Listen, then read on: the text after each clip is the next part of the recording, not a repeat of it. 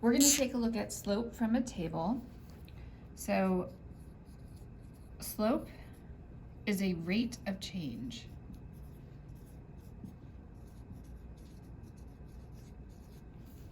Okay? And if we want to find slope from a table,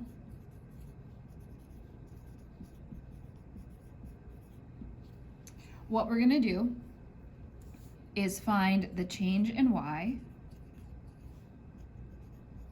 and divide it by the change in x. But you know, in math, we like to shorten things. So instead of writing all of this out, we're going to use the Greek letter delta, which means the change. Oops, not x. I want x here. Okay, so we're going to take the change in y over the change in x. So let's take a look at 4 examples.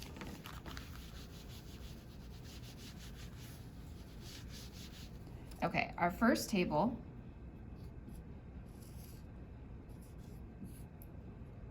we have 3, -5, 7, -2, 11, 1. So my slope is the change in y over the change in x. So the y's are changing. They're going up by 3 each time. So that's a positive 3.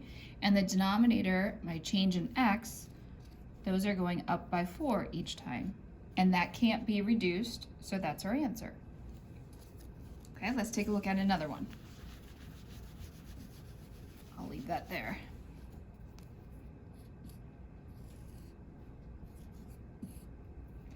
So 3, 2, -1, 8, -5, 14. Okay, so my slope, we use m for slope, is the change in y over the change in x. So let's take a look at the y values. And each time we are going up by 6. And the x values, we are going down by 4. But you don't want to stop here because that can be reduced.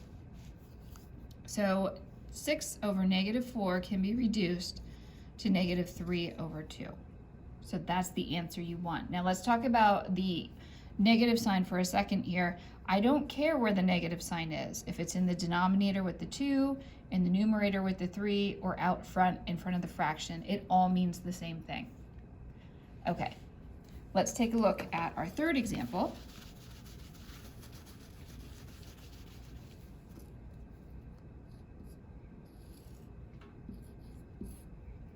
So let's say we have 2, 5, 4, 5, 6, 5.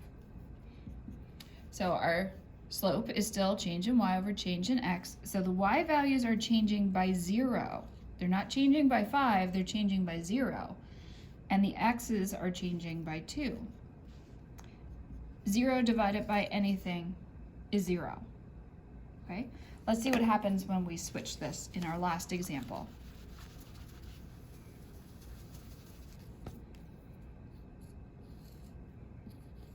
So let's say we had the ordered pairs 5, 2, 5, 4, 5, 6. Our slope, the change in y is 2, the change in x is 0, and this is undefined.